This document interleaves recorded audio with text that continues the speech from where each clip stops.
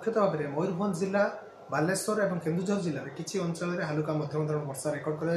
सर्वाधिक वर्षा मयूरभंज जिलार रायरंगपुर में 28 millimetre record कर दिन तापमात्रा सर्वोच्च दिन तापमात्रा नयागढ़ में 35.6 डिग्री सेल्सियस रेकर्ड कर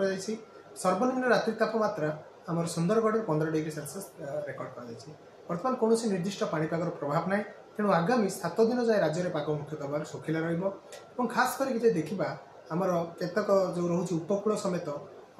पार्श्ववर्ती जिला गुड़िक आगामी 2 दिन हालुका मध्यम धरण कुहड़ी रही संभावना रही सहित दिन और रात्रि तापमात्रा उभय वृद्धि होबार संभावना रही खास कर रात्रि तापमात्रा देखा आगामी 3 दिन मध्य 2 ରୁ 3 डिग्री जाए रात्रि तापमात्रा धीरे धीरे वृद्धि होबार संभावना रही आज भुवनेश्वर दिन तापमात्रा 33 ରୁ 34 डिग्री मध्य सीमित रहा दिन तमाम आकाश निर्मल रहा मुख्यतः भाव में मेघशून्य रही संभावना।